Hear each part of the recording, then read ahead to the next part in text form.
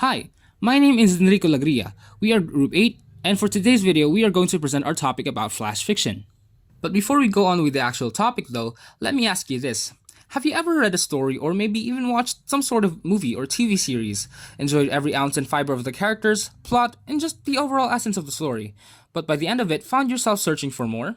You just feel like the story isn't quite finished, so you deny the fact that the story has ended and wallow in complete and utter sadness in your room for nights on end, wishing for something that you know will never come true.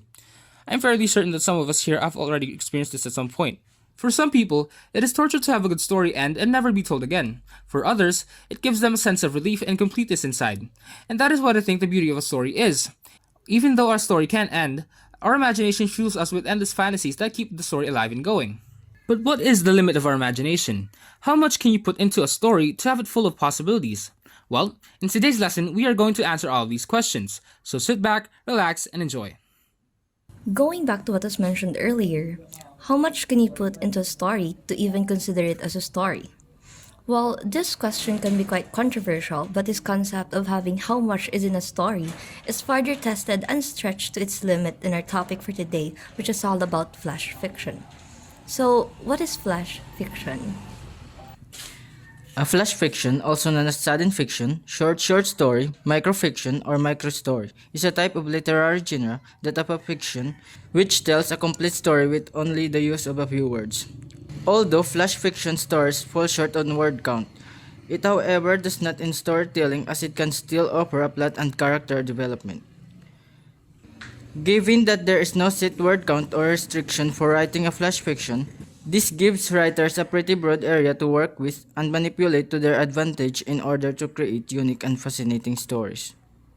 Though as said earlier that there was no set word restriction for flash fiction, it can be categorized into different types and variation by their word count.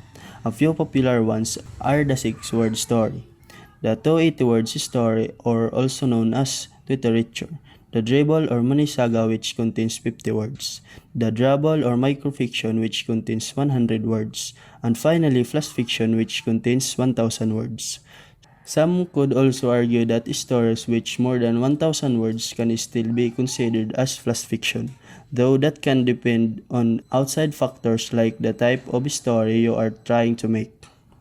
Now you can kind of see why this type of genre came into light. The amount of variety and limited number of words that it offers intrigued not only many readers, but also quite a number of writers who took on this challenge of writing not only brief and short stories, but also fascinating and deep ones. But with that being said, how exactly did this type of storytelling come into light? Also, the origin of flash fiction isn't quite clear and has been lost in the sand of time. It has been said it can be dated back to the time of fables and parables. Now, also, it has been around for quite a long time now. It only started becoming popular in 19th century. Authors like Walt Whitman, Kate Chapin, and Ambrose Bierce were some of the few authors who popularized this type of genre in 19th century with their works like Death in the Schoolroom and The Child's Champion by Walt Whitman, Dr. Chivalry's Lie and The Blind Man by Kate Chapin, and The Failure of Hope and Wonder by Ambrose Bierce.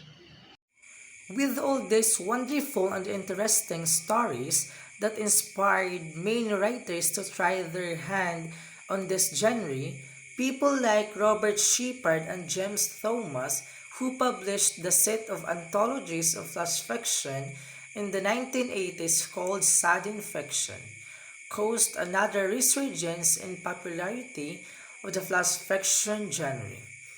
This was then followed by another anthology which was published in 1992 by W. W. Norton named Flash Fiction.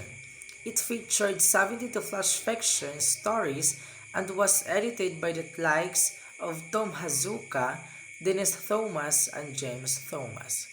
So now that we know a bit more about how this genre came to be, let us start to delve deeper into the subject and the people who helped shape it to what we know it as today. So the first person who comes into mind when we think of flash fiction is Walt Whitman. Now who exactly is Walt Whitman? Walt Whitman, born on May 31, 1819, in West Hills on Long Island, New York, is a poet, journalist, and essayist who is among the most influential poets in the American canon, and often being called the father of free verse. The reason was mainly because of 5 poems which he published in collection unnamed As Leaves and Grass. He is the second child amongst 8 other siblings and is the son of Walter Whitman and Louisa Van Belser. Okay. His family lived in Long Island and Brooklyn. Because of this, he attended public schools there. But then, at the age of 11, left formal schooling to go and work.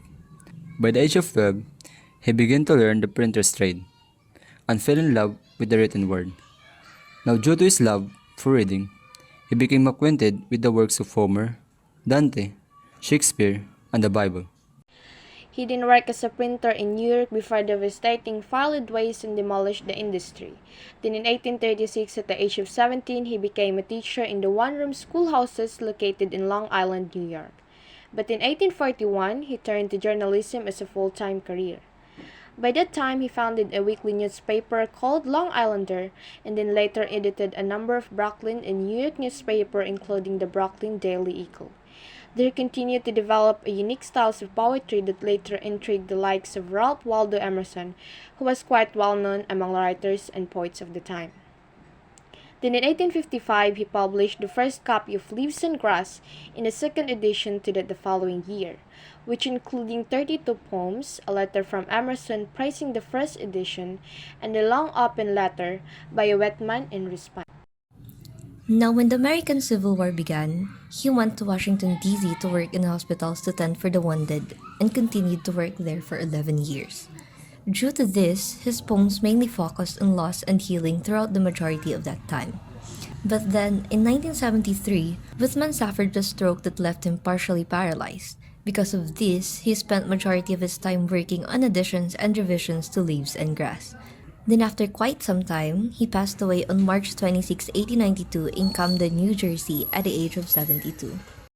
So now that we know a little bit more about Walt Whitman, who was undoubtedly one of the most influential writers who tried their hand in flash fiction, let us try to stray a bit farther away from the states where flash fiction was mainly popularized and try to delve deeper within our own culture and literary writers and their works.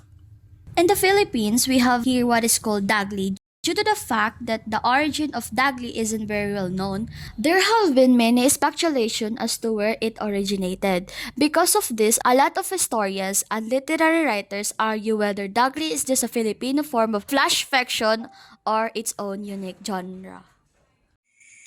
According to some historians, Dudley was introduced in the 1990s by the Americans who colonized the Philippines.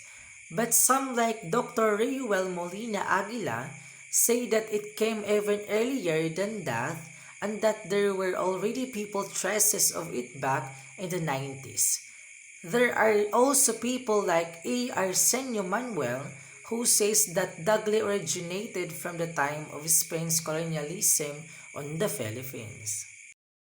Now, although its origins aren't quite clear, we cannot deny the fact that from the time of its appearance came many amazing writers like Inigo Ed Regalado, Jose Corazon de Jesus, Rosauro Almario, Patricio Mariano, Francisco Laksamana, and Lope K. Santos.